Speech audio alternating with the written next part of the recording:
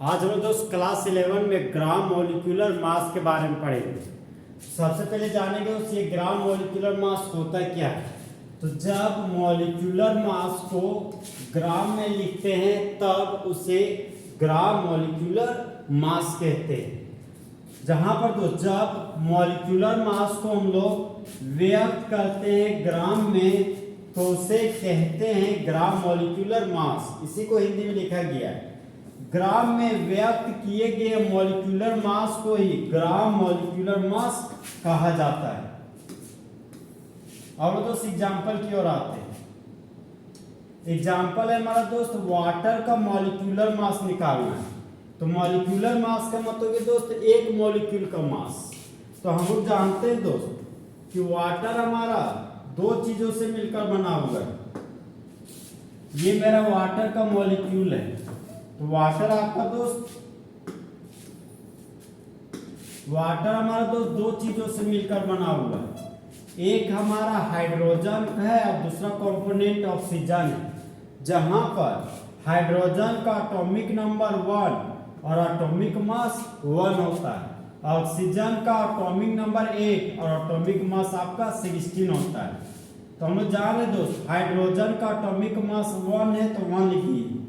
Hydrogen का 2 atom है, यहाँ पर गुना 2 कर दिए। हाइड्रोजन से ऑक्सीजन के पास गए तो पॉजिटिव साइन का यूज किए। ऑक्सीजन का एटॉमिक मास 16 होता है तो यहाँ पर 16 लिखिए। ऑक्सीजन का एक एटम है तो यहाँ पर गुना 1 कर दिए। एक को 2 से गुना किए 2 हो गया, 16 एकम 16 और 2 हो गया आपका 18। तो वाटर एक तरह का मॉलिक्यूल है और मॉलिक्यूल छोटा पार्ट होता है तो छोटा पार्ट को एक्सप्रेस करने वाला यूनिट छोटा होगा। तो वाटर का यूनिट हो जाएगा दोस्त AMU।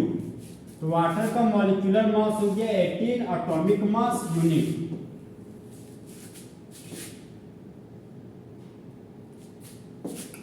तो वाटर का मॉलिक्यूलर मास हो जाएगा हमारा दोस्त 18 एटॉमिक मास यूनिट। अब दोस्त वाटर के मॉलिक्यूलर मास को ग्राम में लिखना है। तो वाटर का मॉलिक्यूलर मास हमारा 18 MU है तो 18 MU को 18 ग्राम लिखना है। यहाँ पर लिख दिए 18 ग्राम। तो ये हो गया हमारा वाटर का ग्राम मॉलिक्यूलर मास। अब हम दोस्त नेक्स्ट एग्जांपल में आते हैं। नेक्स्ट एग्जांपल है दोस्त कार्बन डाइऑक्साइड का मॉलिक्यूलर मास लिखना है हमको।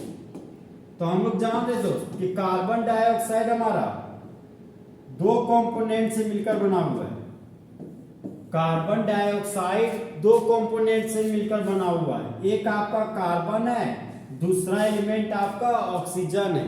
जहां पर कार्बन का एटॉमिक नंबर 6 और एटॉमिक मास 12 है। ऑक्सीजन का एटॉमिक मास 8 और एटॉमिक नंबर 8 और एटॉमिक मास आपका 16 है। तो कार्बन का एटॉमिक मास हो गया आपका 12। कार्बन का एक एटम है तो इंटू 1 कर दिए। कार्बन से ऑक्सीजन के पास गए तो पॉजिटिव साइन का यूज किए।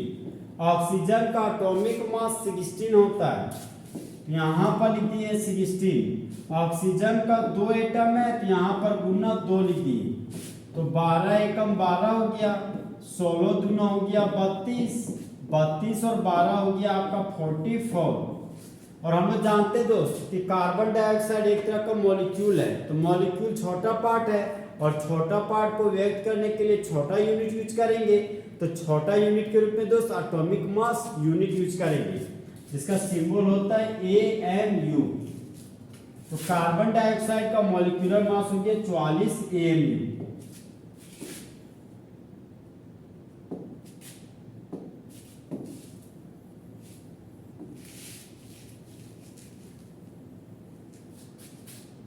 यहाँ पर दोस्त कार्बन डाइऑक्साइड का मॉलिक्यूलर मास हो गया मेरा 44 एटॉमिक मास यूनिट। अब कार्बन डाइऑक्साइड के मॉलिक्यूलर मास को ग्राम में लिखना है।